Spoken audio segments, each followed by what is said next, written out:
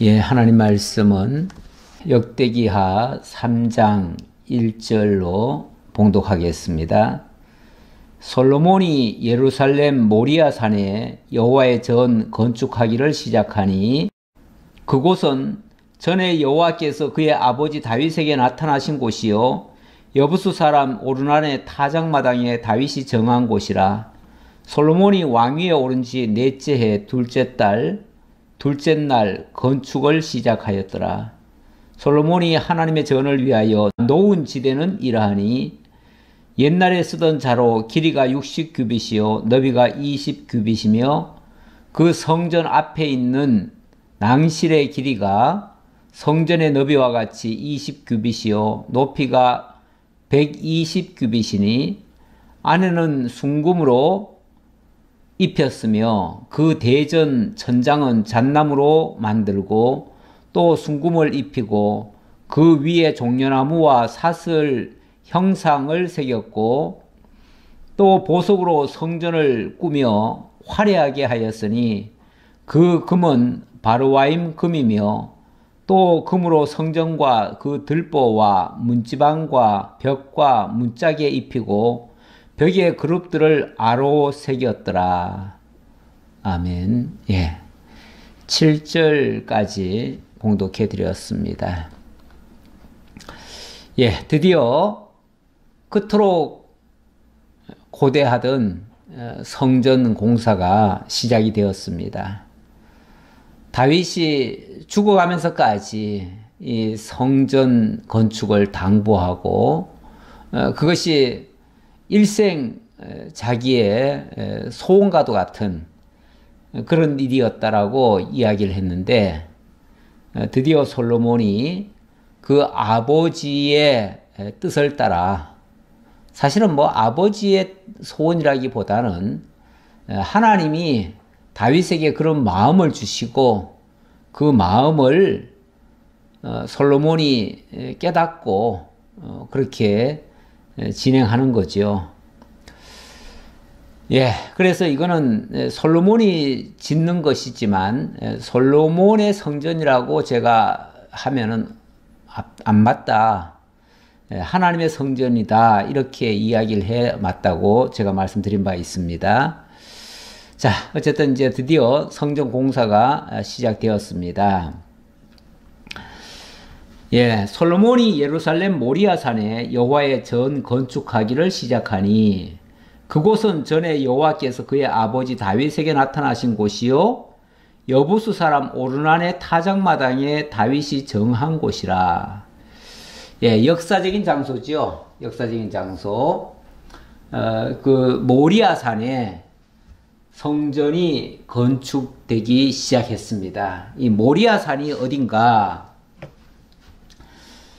예, 그 모리아 산에 성전을 건축하고 그리고 지성소에다가 두 그룹 형상을 새겨 만들고 또 두 기둥에 야긴과 보아스를 세우는 그런 내용이 소개되는데요. 자, 이 전체 모형도라고 할까요? 좀 입체적으로 보게 하기 위해서 좀 내부를 이렇게 좀 잘라서 보여주고 있습니다. 이 솔로몬의 성전은 솔로몬이 지은 하나님의 성전은 일찍이 광야에서 세웠던 그 성막과는 사실 비교할 수 없을 만큼 그 규모가 웅장합니다. 건물 외관만 해도 굉장히 웅장하잖아요. 웅장하고 뭐 하나하나가 다 엄청납니다. 이 높바다 같은 것도 얼마나 큰지 바다라고 이렇게 이름을 하고 있죠. 예, 모든 규모가 다 커졌다는 것을 말씀드리면서 자, 지금 방금 읽은 장면은 일단은 그 성소가 이 성전이 어디에 지어지는가 그 장소를 지금 소개하는데 원래 하나님 앞에 제사가 온전히 드려지려면은 일단 장소가 중요합니다. 장소. 예. 물론 뭐 그 뒤에 가면은 이제 일단은 장소죠. 장소고 그 다음에는 제물, 제사장 뭐 이런 식으로 이게 이제 제사의 3요소잖아요. 3요소 중에서 장소, 제물, 장소 또는 이제 성소라고 해야겠죠. 성소, 제물, 제사장. 이게 갖춰지면, 이 세 가지 갖춰지면 온전한 제사가 드려집니다. 그런데 이 제사가 드려지려면 일단은 이 성소가 있어야죠. 성소. 그래서 성소도 굉장히 중요한 한 요소가 된다. 근데 이 장소가 어떤 장소인가? 굉장히 의미 있는 장소입니다. 역사적인 장소라고도 할 수 있어요. 왜 그러냐면, 지금 방금도 읽어드렸지만은, 모리아 산에다가 이 성전을 짓기 시작합니다. 그런데 이 모리아 산이 어떤 산이냐면, 일찍이 아브라함이 이삭을 바쳤던 그런 장소입니다. 자, 아브라함이 이삭을 바쳤던 장소예요. 그래서 이 장소가 어딘지를 먼저 이걸 창세기의 내용을 한번 살펴보고 가는 게 좋을 것 같아요. 22장 2절인데요. 여호와께서 이르시되 내 아들 내 사랑하는 독자 이삭을 데리고 모리아 땅으로 가서 내가 너에게 일러준 한 산 거기서 그를 번제로 드리라. 하나님이 일러준 한 산, 하나의 산, 이 특별한 산 있죠. 그러니까 특별한 산, 그 특별한 산 거기서 그를 번제로 드려라. 하나님께서 혈을 단신으로 오게 했는데 99세가 되도록 자식을 못 낳았습니다. 그러니까 뭐 거의 포기 상태죠. 포기 상태인데 하나님께서 내년 이맘때에 내 아내가 젖을 먹일 것이다. 이렇게 하시면서 마침내 이삭이라고 하는 아들을 줍니다. 사실 아브라함은 그 사실을 못 믿었지요. 못 믿어가지고 웃었어요. 그리고 그의 부인 사라도 그 사실이 믿어지질 않아서 웃었어요. 얼마나 어처구니 없으면 웃기까지 하겠습니까? 그래 웃었다고 해서 하나님이 네가 왜 웃느냐? 네가 웃었으니까 내가 내 아들의 이름을 웃는 자라고 지어주겠다 하면서 이삭이라고 하겠습니다. 그런데 이 이삭이라는 그 이름 자체가 웃음입니다. 웃음. 물론 아브라함과 사라가 나중에 하나님이 왜 웃었느냐 하니까 제가 안 웃었는데요 하고 발표까지 했었죠. 근데 하나님께서는 너 웃었느니라. 네가 날 안 믿었었다 그 말이죠. 안 믿었었다. 자, 그렇게 못 믿는 그 아브라함에게 기어코 하나님이 믿게 하시죠. 믿게 해놓고 그렇게 해서 준 그 아들인데 그 아들이 어느 정도 좀 자라니까 뭐 한 10살이 됐는지 어쩐지 모르겠어요. 어느 정도 좀 자라니까 갑자기 하나님께서 내 독자 이삭을 번제로 바쳐라. 모리아 산에 가서 바쳐라. 이렇게 얘기를 하는 겁니다. 그래서 그 아들 이삭과 함께 제사를 드릴 준비를 해가지고 모리아 산으로 올라갑니다. 올라갈 때에 그 아들이 묻습니다. 이삭이 그 아버지 아브라함에게 말하여 이르되 내 아버지여 하니 그가 이르되 내 아들아 내가 여기 있노라. 왜 불렀냐 그 말이죠. 이삭이 이르되 불과 나무는 있거니와 번제할 어린 양은 어디 있나이까. 지금 하나님 앞에 제사 드리러 간다 했잖아요. 제사 드리러 간다 하면서 불도 준비해 가지고 가고 나무도 준비를 해 가지고 가요. 다른 제사 용품은 다 가져가는데 가장 중요한 한 가지가 빠졌잖아요. 그럼 바로 제물이 없어요. 제물이. 제물이 어디 있습니까? 라고 했더니 그때 아브라함이 이렇게 말을 합니다. 내 아들아 번제할 어린 양은 하나님이 자기를 위하여 친히 준비하시리라 하고 하나님이 받으실 제물은 하나님이 친히 준비하실 것이다. 이렇게 얘기를 했어요. 이 아브라함은 알았죠. 독자 이삭을 바치라는 말을 하나님께로부터 그 말씀을 들었잖아요. 들었으니까 본인은 알지만 차마 그 아들에게 네가 그 재물이다 이렇게는 말할 수 없잖아요. 그러니까 일단은 숨기듯이 말을 했어요. 그래서 하나님께 맡기면서 하나님의 재물은 하나님이 받으실 준비를 하나님이 하실 것이다. 친히 하실 것이다. 자기를 위하여 친히 준비하실 것이다. 그런데 놀랍게도 진짜 하나님이 자기를 위하여 그 재물을 하나님이 준비를 하시죠. 그래서 아브라함이 그 땅 이름을 나중에 이렇게 지어줬어요. 여호와 이레라 하였으므로 이 모리아 산을 뭐라고 그랬냐면 여호와 이레 이렇게 얘기를 했다는 거예요. 자, 그렇게 말을 했기 때문에 오늘날까지 사람들이 이르기를 여호와의 산에서 준비되리라 하더라. 뭐가요? 하나님의 재물이 하나님께 드려질 그 재물이 하나님께서 하나님의 산에서 하나님이 준비하실 것이다. 친히. 그 얘기라 그 말이죠. 참 이거 놀라운 얘기 아닌가요? 아브라함은 변명삼아 얘기했을지 모르지만 하나님의 뜻이 고스란히 이 말 속에 다 담겨져 있어요. 하나님이 받으시는 재물은 하나님이 정하신 그 여호와의 산에서 하나님이 미리 예비하시고 준비해 놓으신다. 친히 준비해 놓으신다. 그리고 그 준비된 재물을 하나님이 받으신다. 그 말이죠.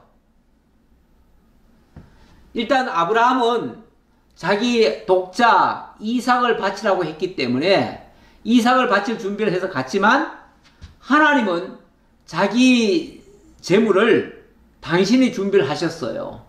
그래서 이삭 대신 아브라함은 이삭을 이제 죽여서 제사로 드리려고 하는데 하나님께서 멈추라고 그랬죠. 그래가지고 하나님이 친히 준비하신 순양으로 이삭을 대신했어요. 어떤 면에서 아브라함은 이미 이삭을 하나님께 바친 겁니다. 그렇게 못 믿어서 웃기까지 했던 그 아브라함이 이제는 정말 죽은 자 가운데서도 확실히 하나님이 살리실 것이라고 하는, 왜냐하면 죽은 태에서 나게 하신 것을 알았잖아요. 그렇기 때문에 설령 이 자식을 죽인다 할지라도 하나님은 또 주실 것이다 라고 하는 그런 믿음이 있었는지 어쨌든 그 말씀에 순종을 했잖아요. 그래서 이미 이삭은 하나님께 바쳐진 겁니다. 바쳐졌는데 대신 순양이 죽고 이삭은 살아났어요. 살아났으니까 결과적으로는 어떻게 된 겁니까?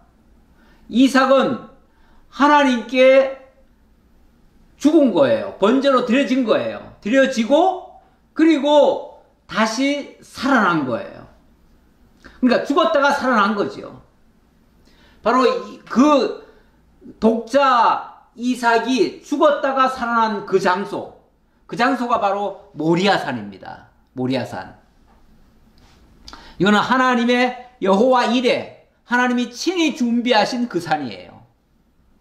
이 중요한 산이 나중에 보니까요, 정말 우연의 일치 같지만은 다윗이 큰 실수를 했습니다. 큰 실수를 해가지고 백성을 헤아렸잖아요. 자기 권세 과시하려고.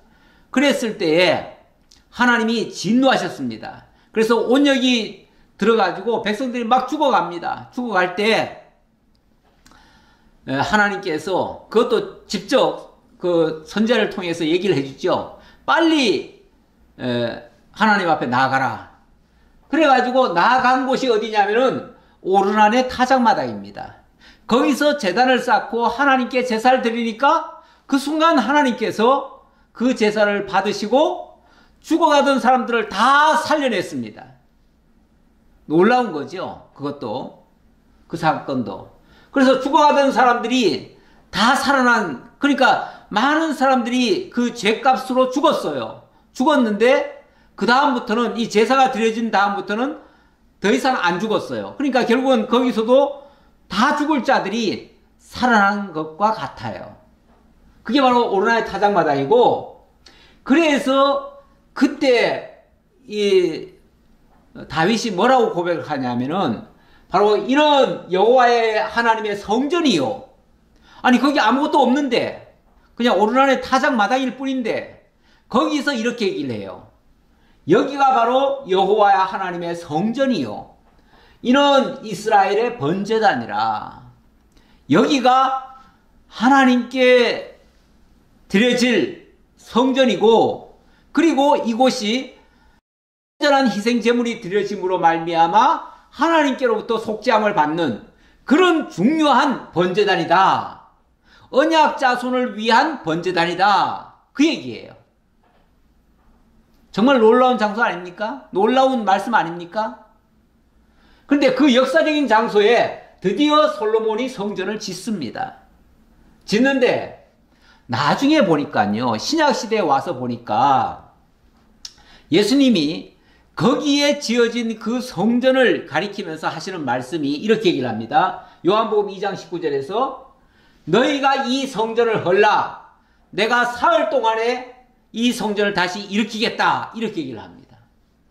아니, 지금 이 모리아 산에 성전이 지어져 있는데, 물론 이거는 나중에 한번 헐어지고 나중에 새로 지은 헤롯 성전이긴 하지만 어쨌든 같은 장소지요.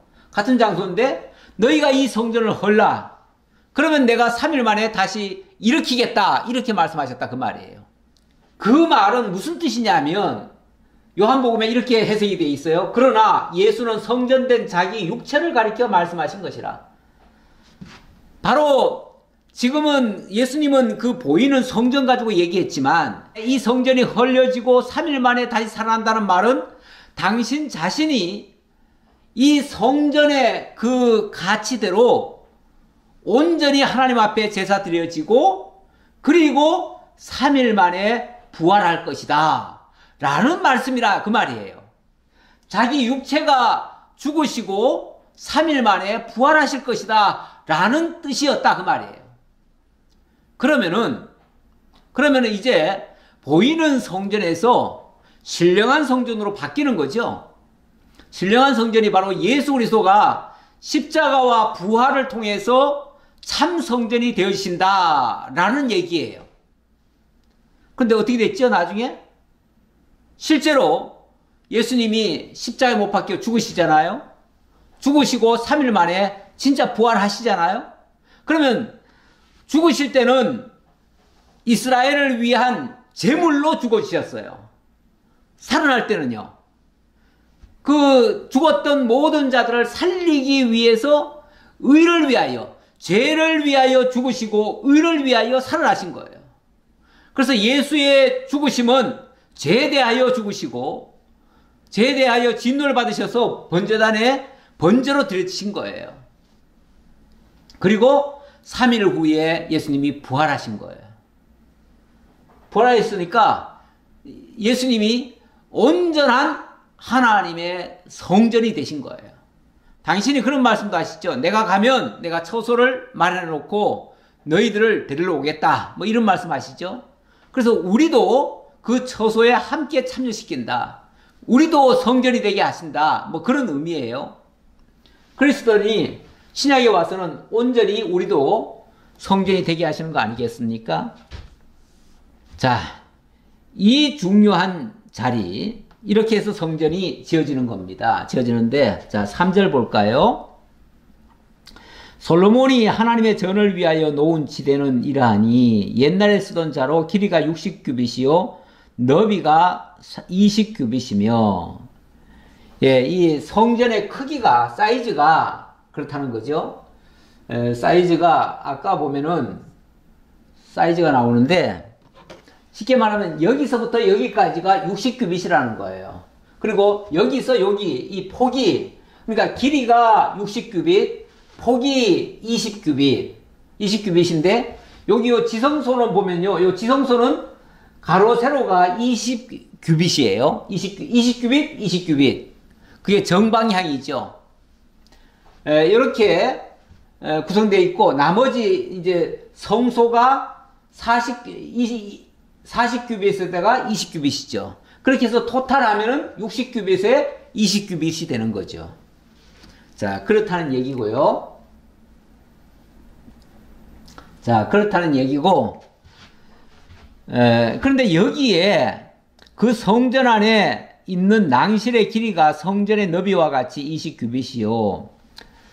그 낭실은 이제 어찌 보면 부속 건물이라고도 할 수 있죠. 높이가 120규빗이니, 높이가 굉장히 높네요. 그리고 안에는 순금으로 입혔으며, 자, 여기에 엄청난 금이 들어갑니다. 금이 많이 들어가요. 자, 일단은 좀 더 읽으면서 보죠. 그 대전 천장은 잣나무로 만들고 또 순금으로 입히고, 자, 일단은 천장을 잣나무로 만들었는데 잣나무 겉에다가 또 순금을 입혔다는 거죠. 그 위에 종려나무와 사슬 형상을 새겼고 또 보석으로 성전을 꾸며 화려하게 하였으니 그 금은 바르와인 금이며, 뭐 전부 다 금을 자가 뭘로 지었던 간에 겉은 전부 다 금으로 다 쌉니다. 그러니까 완전 황금 성전이 되는 거죠. 또 금으로 성전과 그 들보와 문지방과 벽과 문짝에 입히고 벽에 그룹들을 아로 새겼더라. 예, 벽에 다 천사의 모양, 그룹은 천사입니다. 천사의 모양으로 다 조각을 해가지고 벽에다 다 붙였다 그 말이죠. 근데 그게 전부 다 금이에요. 자, 그래서 8절로부터 14절에는 특히 지성소를 만들고 지성소 안에다가 두 그룹 형상을 새겨 만드는 그런 내용이 나오는데, 아무래도 이 성전의 핵심부는 바로 지성소입니다. 지성소. 그래서 지성소가 중요하기 때문에 그래서 지성소 얘기를 따로 안 할 수가 없어요. 예. 자, 요게 이제 지성소인데요. 예, 지성소 겉에서 봐서는 잘 모르죠. 그러나 이제 이 안에가 정방향으로 돼가지고 20규빗에 20규빗. 20규빗이면 약 10m다 이렇게 보시면 되겠습니다. 왜냐하면 여기 아까 보니까 옛날에 쓰던 자로 길이가 60규빗이요 이렇게 나왔잖아요. 그러니까 옛날에 쓰던 규빗이라고 하면 나중에 규빗하고 달라요. 이게 약 한 50cm가 됩니다. 그래서 한 규빗이 얼마냐 했을 때 45로 계산을 하는 경우가 많은데, 이 성전이나 왕궁의 규빗은요 조금 더 커요. 그래서 50규빗으로 계산을 하는 것이 맞을 겁니다. 옛날에 쓰던 규빗으로 하는 말은 일반적인 규빗 45cm보다 더 크다, 그런 뜻으로 이해하시면 되겠습니다. 그래서 만약에 20규빗이면 5, 20 해가지고 약 10m가 되죠. 10m. 가로 세로가 10m씩이에요. 상당히 크죠. 자, 그런데 그 10m의 크기 안에, 지성소 안에, 그게 지성소인데요. 8절이죠, 8절. 또 지성소를 지었으니 성전 넓이대로 길이가 20규빗이요 너비도 20규빗이라 순금 600달란트로 입혔으니. 그런데 이 지성소 안에 들어가는 것만도 황금이 얼마냐 하면 600달란트래요. 600달란트. 엄청납니다. 600달란트면요 그 양이 어마어마해요. 제가 환산을 해보니까요, 원래 이게 한 달란트가 34.2kg입니다. 한 달란트가. 그러면 600달란트면 여기다 600을 곱해야 될 거 아니겠어요? 600을 곱하니까 2562kg이 돼요. 제 계산으로 그래요. 뭐 정확히는 더 안 맞을 수도 있긴 있는데 대략 그렇다고 보시고요. 약 20톤입니다. 20톤. 황금 덩어리만 해도 20톤이다 그 말이죠. 요 지성소 안에 들어가는 황금만 해도 그렇다 이 말이죠. 지난번에 다윗이 그 엄청난 금을 이 솔로몬에게 넘겨주었습니다. 그때 넘겨준 그 금은요, 여기는 지금 600달란트라고 그러는데 그때는 뭐 1만 달란트인가 뭐 엄청나게 많습니다. 자관 1만 달란트인가 10만 달란트인가 뭐 그럴 거야 아마. 그러니까 이 단위가 달라요. 단위가 여긴 600달란트인데 600달란트도 엄청나지요. 이게 한 20톤이 되니까요. 그 지성소 안에 들어가는 황금이 20톤이나 들어간다. 엄청나지 않겠어요? 예. 그러니 얼마나 많은 황금이 들어갔느냐 그 얘기죠. 자, 그리고 또 못 무게가 금 50세겔이요. 여기에 들어가는 못들도 전부 다 금으로 만들었다 그 말이죠. 예, 왜냐면 어차피 다 금으로 지금 다 치장을 해야 되기 때문에 뭐 금으로 치장하는데 거기다가 쇠못을 박을 수는 없잖아요. 논못이나 이런 것도 막을 수 없어요. 거기도 같이 금못으로 박아야 되는 거죠. 예, 그래서 금못으로 해가지고 그것만 해도 50세겔이더라 그 말이죠. 무게만 해도 금 50세겔이요. 다락들도 금으로 입혔더라. 예, 아까 그 낭실에 그 다락들이 있는데 그 다락들도 다 황금으로 입혔다. 그러니까 엄청났다 그 말이에요. 지성소 안에 두 그룹의 형상을 새겨 만들어 금으로 입혔으니, 자, 그러면서 여기에 또 무슨 장면까지 나오냐면, 자, 이 지성소 안에 이게 이제 20규빗 그런 거 아니겠어요? 근데 여기에 여기 그 괴가 그 법궤죠, 법궤. 법궤가 여기 있습니다.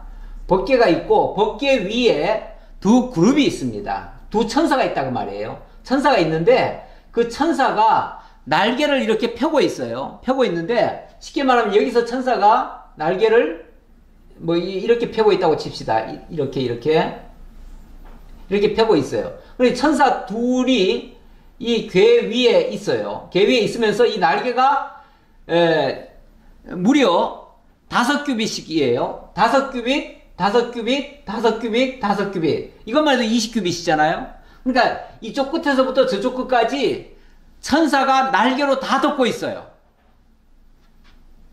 이것도 정말 전에 전에 성막을 지은 모습과는 판이하게 다릅니다. 전에는 요 규모가 작았어요.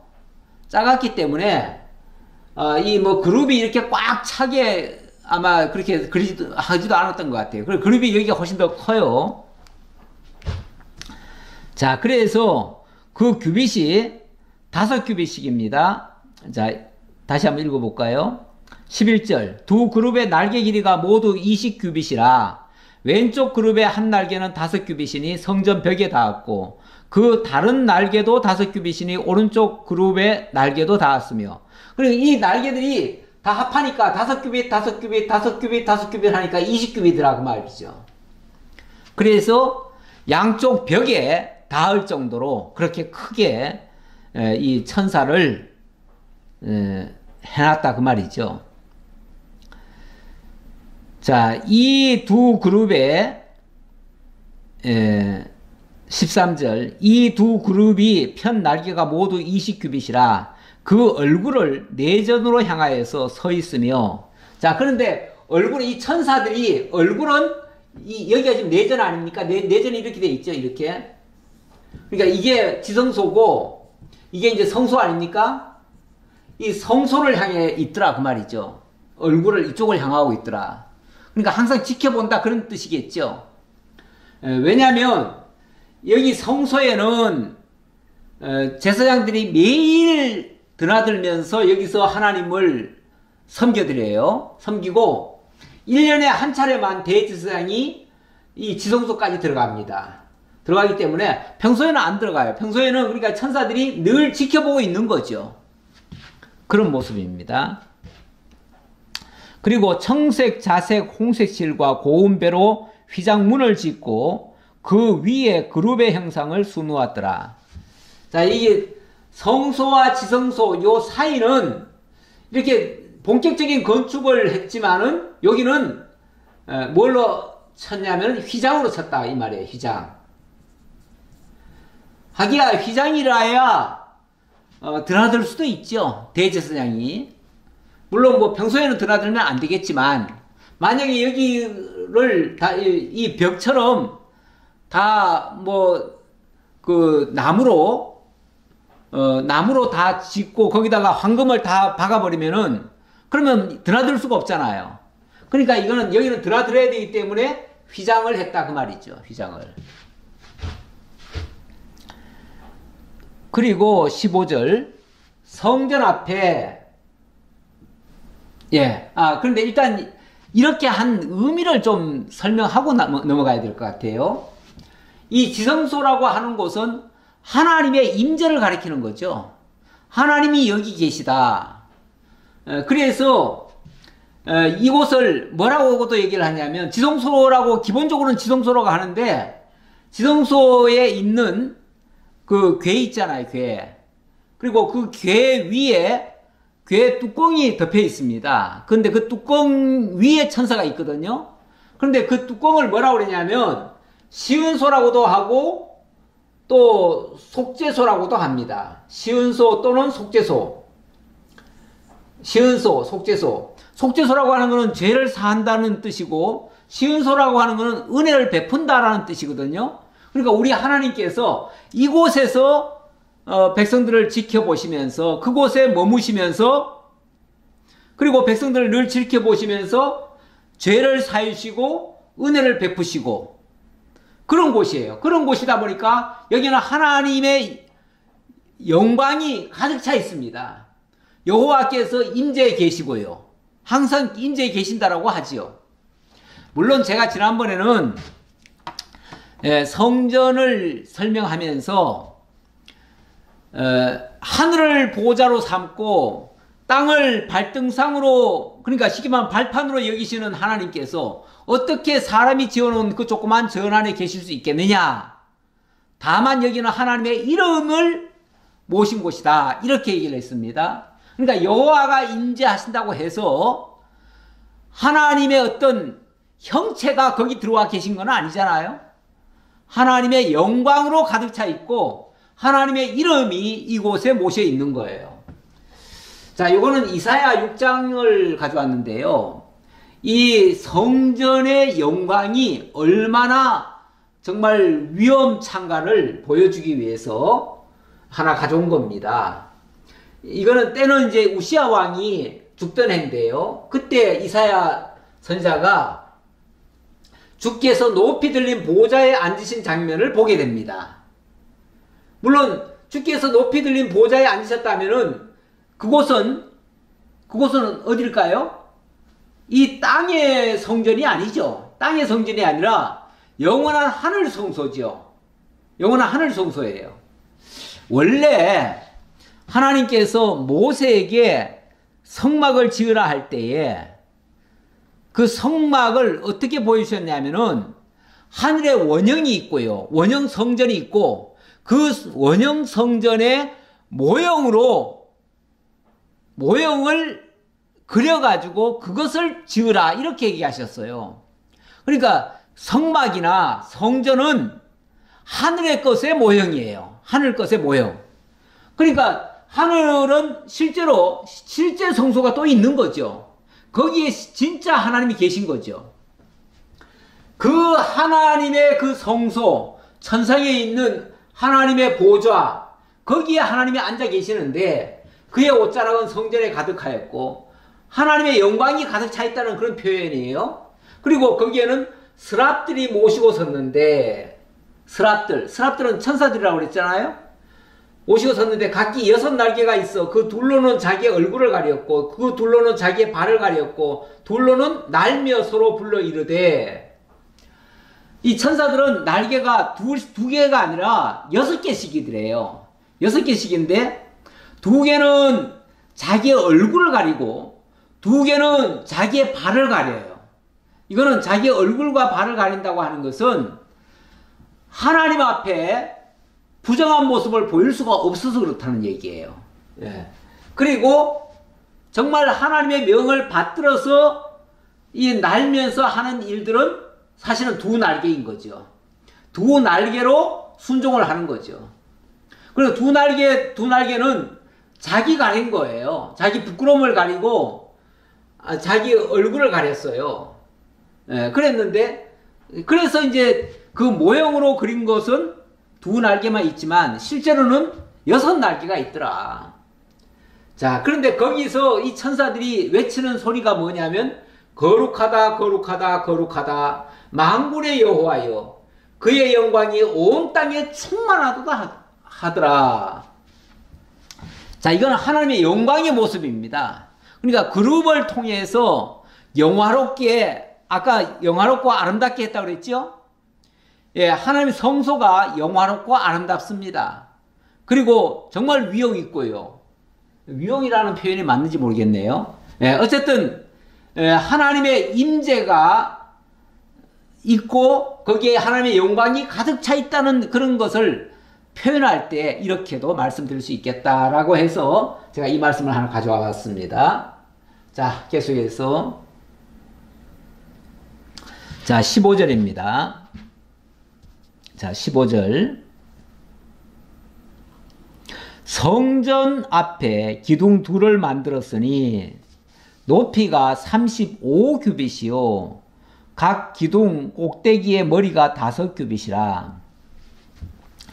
자, 성전 앞에다가 기둥 둘을 만들었다네요. 자, 성전 앞에 성전 모양 다시 한번 볼까요?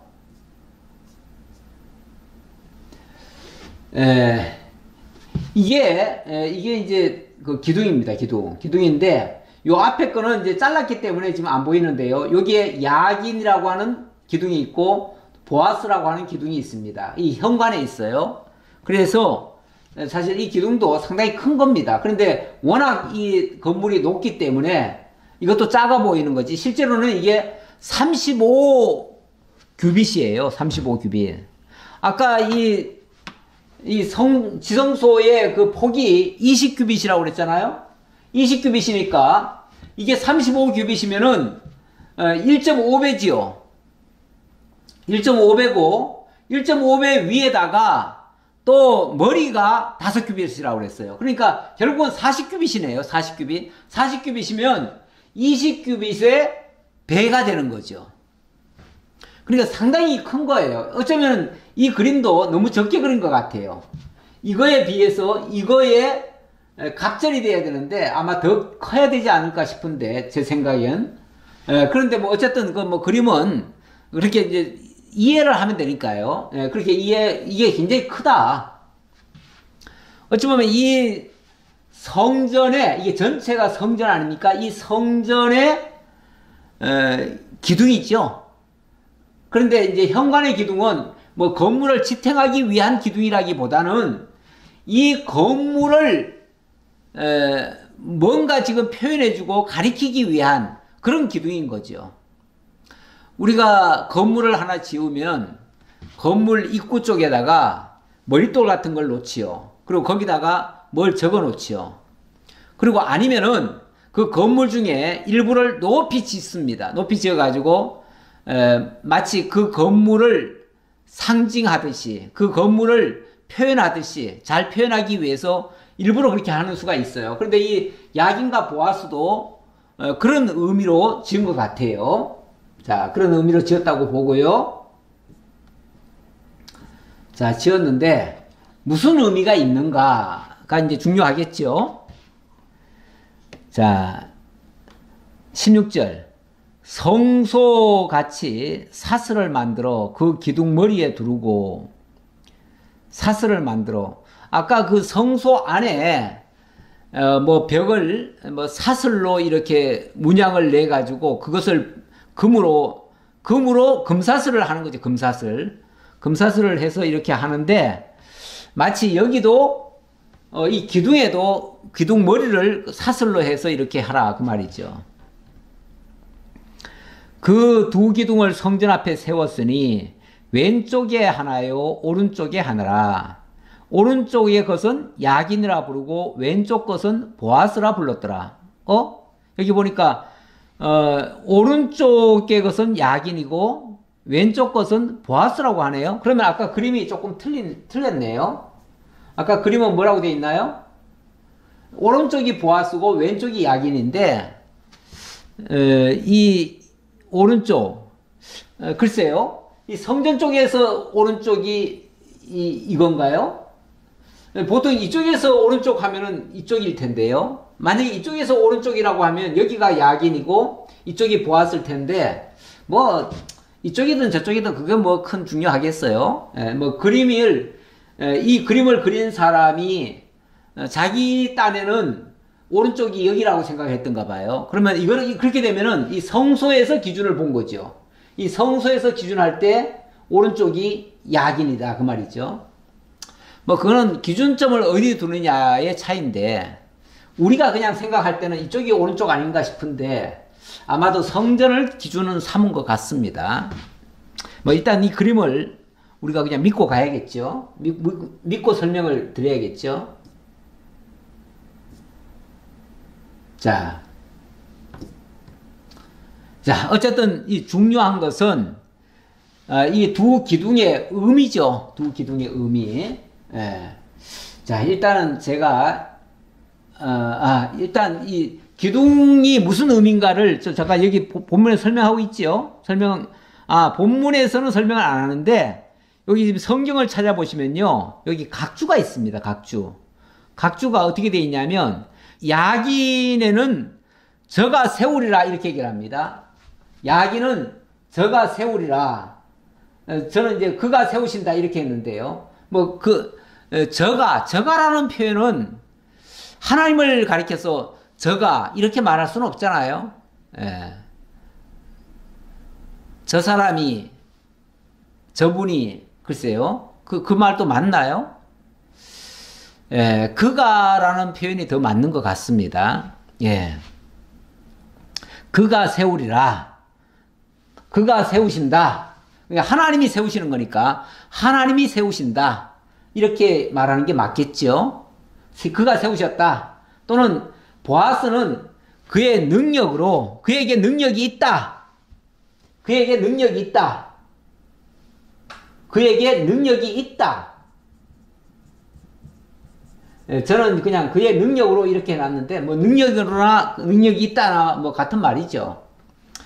자, 어쨌든 이 성전은 어찌 보면 이 성전을 지어놓고 성전 앞에다가 두 기둥을 딱 세워놓고 이 기둥을 한마디로 말하자면 그가 세우신 것이다. 그가 자기 능력으로 세우신 것이다. 그 말이에요. 그럼 여기에 그는 누구겠어요? 솔로몬일까요? 솔로몬의 성전이라고 하면 솔로몬이 세웠다. 솔로몬의 능력으로 이렇게 말을 해야 되겠지만 솔로몬의 능력, 솔로몬이 세운 것은 아니죠.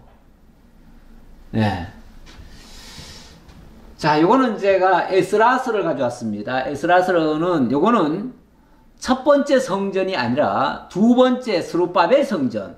그 스룹바벨 성전은 하나님이 이 솔로몬 성전을 바벨론으로 하여금 헐게 하시고 그리고 나중에 이 바사왕 고레스를 통해서 다시 일으켜 세우는 장면입니다. 그때에 하나님이 이렇게 말씀하셨어요. 이방왕 고레스를 동원해 가지고 이렇게 말씀하십니다. 바사왕 고레스는 말하노니 하늘의 하나님 여호와께서 세상 모든 나라를 내게 주셨고 나에게 명령하사. 자, 하나님이 고레스에게 명령을 했대요. 사실 이 고레스는요 원래 하나님을 믿는 사람이 아니에요. 이방 종교를 숭배했던 사람이에요. 아마 여기서 나온 게 조로아스터교일 거예요. 네, 조로아스터교라고 하면은 사실 하나님하고는 상관없어요. 그런 사람이 하늘의 하나님이 나에게 명령을 하셨다. 그러면서 무슨 내용이냐면 유다 예루살렘의 성전을 건축하라 하셨나니 이스라엘의 하나님은 참 신이시라. 자기에게 하나님이 강력하게 역사를 해가지고 그 이방인의 입으로 하늘의 하나님 여호와라고 말씀하시면서 그가 예루살렘에 성전을 지으라고 명하셨다. 이렇게 얘기를 합니다. 그러면서 그 이스라엘의 하나님은 참 신이시라. 너희 중에 그의 백성된 자는 다 유다 예루살렘으로 올라가서 이스라엘의 하나님 여호와의 성전을 건축하라. 이스라엘의 하나님 여호와의 성전을 건축하라. 자, 누가 명령한 거예요? 여호와께서 명령하신 거죠. 그러니까 이 성전은 철저하게 하나님이 지으시는 거예요. 하나님이 이렇게 세우시는 거예요. 그것도 허물었던 성전을 이렇게 세우신다 그 말이죠. 자, 그러면서 그 남아있는 백성이 어느 곳에 머물러 살든지 그곳 사람들이 마땅히 은과 금과 그 밖의 물건과 짐승으로 도와주고 그 외에도 예루살렘에 세울 하나님의 성전을 위하여 예물을 기쁘게 드릴지니라 하였더라. 여기 예루살렘에 세울 이렇게 얘기하죠. 예루살렘에 세울 하나님의 성전. 누가요? 하나님이 세울. 그러니까 예루살렘에 세우는 그 성전이 그가 세우시는 성전이에요. 그에게 이 성전을 지을 능력이 있어요. 나중에 그래서 스룹바벨이 돌아옵니다. 이 명령을 받들어 가지고 그때 백성들이 많이 돌아옵니다. 돌아와서 성전을 짓기 시작합니다. 그런데 얼마 안 가서 그 이웃 나라들이 막 회방을 놓고 그리고 이 고레스가 죽고 나니까 이 동력을 잃어버렸어요. 성전을 계속 지어야 되는데 쉽게 말하면은 바사 제국에서는 더 이상 지원이 안 돼요. 그러니까 성전 지을 힘이 없잖아요. 그러니까 다 손을 놓고 있어요. 그때 하나님이 학개와 스가랴 선지자를 동원해 가지고 책망을 하시죠. 책망을 하시면서 너희가 왜 성전을 지금 쉬고 있느냐, 성전 짓기를 멈추고 있느냐, 너희 집은 판벽히 제대로 지으면서 어떻게 여호와의 성전은 저렇게 지금 버려져 있는데 십몇 년 동안 못 지었거든요.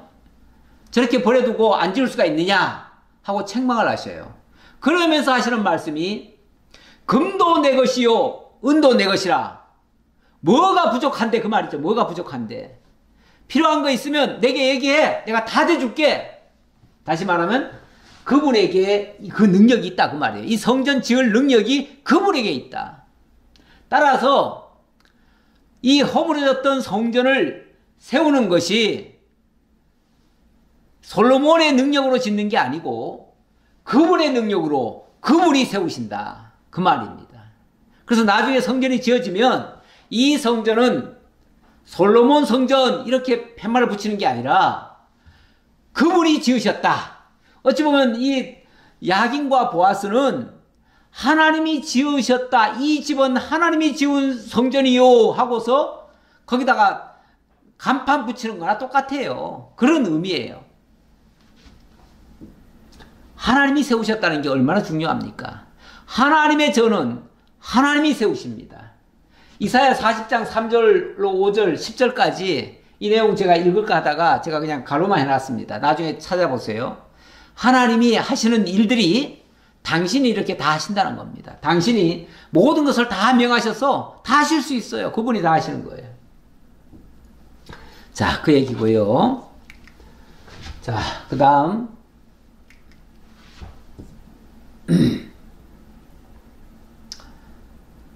자, 요거는 이제 4장으로 넘어가는 얘기인데요. 성소 안의 것들을 짓는 장면인데요. 요거는 그냥 오늘 진도는 더 이상 못 나갈 것 같습니다. 못 나가고, 자, 결론 말씀드리고 말씀 마치겠습니다. 에베소서 2장 4절 가져왔습니다. 에베소 2장 4절은 어찌 보면, 자, 이제는 구약의 성전 같은 성전을 이 땅에는 짓지 않습니다.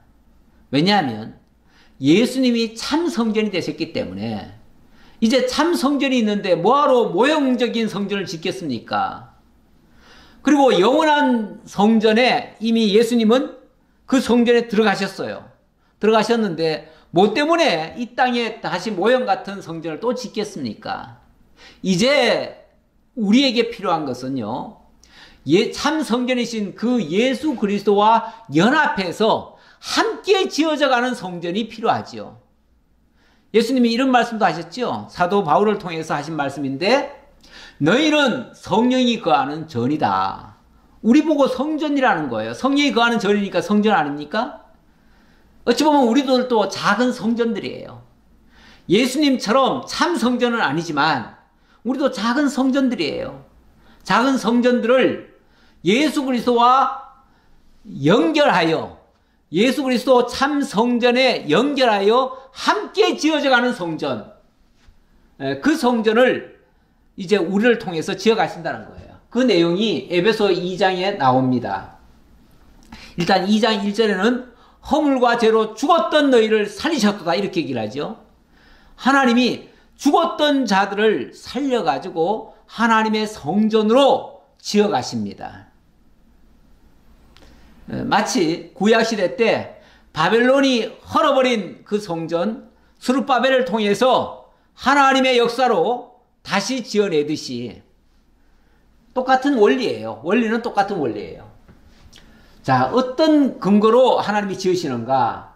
긍휼이 풍성하신 하나님이 우리를 사랑하신 그 큰 사랑을 인하여, 우리를 사랑하신 그 큰 사랑, 우리를 어떻게 사랑하셨죠? 에베소 1장에 보니까 하나님이 창세전 그리스도 안에서 우리를 사랑하셨다 그러잖아요. 하나님이 영원 전부터 우리를 사랑의 대상으로 삼으시고 우리를 사랑하기 위해서 우리를 거룩하고 흠이 없게 만들고 그의 전으로 삼으시는 거예요. 그래서 허물로 죽은 우리를 그리스도와 함께 살리셨고, 자, 일단은 우리를 허물과 죄에서부터 살려내시고 그리스도로 말미암아 다시 살려내는 겁니다. 여기에 무슨 우리의 공로가 있는 게 아닙니다. 전적인 너희는 은혜로 구원을 받은 것이라, 전적인 하나님의 은혜였다 그 말이죠. 그리고 또 함께 일으키사, 자, 함께 살릴 뿐만 아니라 함께 일으키셨대요. 어디서부터요? 저 바닥에 쓰러져 가지고 죽었던 자들에서 이렇게 세웠대요. 마치 아까 그 성전을 지을 때 그가 세우리라 그랬잖아요. 그가 세우리라. 그렇게 세우는 거나 똑같은 얘기예요. 함께 일으켜서 그리스도 예수 안에서 함께 하늘에 앉히시니. 왜 세웁니까? 함께 하늘 성소에 앉게 하려고. 그러니까 지금 우리가 추구하는 성전은요, 이 땅에 있는 성전이 아닙니다. 땅에 있는 성전이 아니라 영원한 하늘 처소입니다. 하나님이 계신 그 성소입니다. 거기에 예수 그리스도가 있고요. 그 예수 그리스도 안에서 우리도 함께 하늘에 앉히기 위해서 하나님이 지금 이 땅에서 우리가 성전을 지어가도록 하시는 거예요. 그러면서 너희는 사도들과 선지자들의 터 위에 세우심을 입은 자라. 거기 바로 우리는 사도들과 선지자들이 닦아놓은 그 터전 위에다가 신령한 성전으로 세워져 가고 있다 그 말이죠. 그런데 그리스도 예수께서 친히 모퉁이 돌이 되셨느니라. 그런데 참 성전과 하늘에 있는 참 성소와 우리 작은 이 성소들이 하나가 돼야 되는데, 하나가 되려면은 중간에 뭐 연결하는 게 있어야 돼요. 연결하는, 쉽게 말하면 모퉁이 돌 같은 게 있어야 돼요. 그래야 우리를 서로 엮어줘요. 엮어주는데 바로 그리스도 예수께서 친히 모퉁이 돌이 되셨다. 그래서 그의 안에서 건물마다 서로 연결하여 주 안에서 성전이 되어가고, 그래서 각각이 다 어찌 보면 다 건물들 아닙니까? 벽돌 같기도 하고요. 그런데 이것들이 다 서로 연결이 돼가지고 하나의 완성된 성전으로 지어져 간다 그 말이죠. 주 안에서, 그리스도 예수 안에서 참 성전으로 우리도 지어져 가고, 너희도 성령 안에서 하나님이 거하실 처소가 되기 위하여 그리스도 예수 안에서 함께 지어져 가느니라. 우리도 이제 그리스도 예수와 함께 신령한 성전에 함께 참여하고 있다 그 말입니다. 영원한 하나님의 처소가 되어져 가고 있다. 영원한 하나님의 사랑의 대상으로 만들어져 가고 있다. 그런 뜻이에요. 그런 뜻. 이제 우리는 이 지상에 사람들이 만들어 놓은 조그만 건물을 성전 삼지 않습니다. 그리스도 예수를 참 성전으로 삼고 우리도 그 성전에 함께 참여하는 것이 오늘 우리가 살아가는 이유이기도 하고요. 그런 목적을 위해서 우리가 달려가고 있습니다. 우리가 신령한 하나님의 처소가 되기 위하여 우리가 이 땅에서 하나님을 배워가고 하나님의 전으로 지어져 갑니다. 하나님과 동행하기도 하지요. 이렇게 되어지는 것이 신령한 성전에 참여하는 것이다. 자, 이렇게 말씀을 드리면서 오늘 말씀을 마치도록 하겠습니다. 기도하겠습니다. 하나님, 감사합니다. 정말로 죄와 허물로 죽었던 자들입니다. 버려두시면 아무런 가치 없는 존재들입니다. 그런데 영원전 사랑하신 하나님의 긍휼이 풍성하신 그 하나님의 사랑으로 말미암아 독생자 예수 그리스도를 희생시켜서 우리를 살려주시고 하나님의 은혜로 구속해 주시고 영원한 처소에 참여시켜 주시니 너무나 감사합니다. 이 은혜를 입은 저희들이 이제 감격하며 하나님을 찬양하며 영광 돌리며 그 은혜를 사모하며 살아갈 수 있는 저희 모두가 되게 하옵소서. 베풀으신 은혜 감사드렸고 예수님 이름으로 기도하옵나이다. 아멘.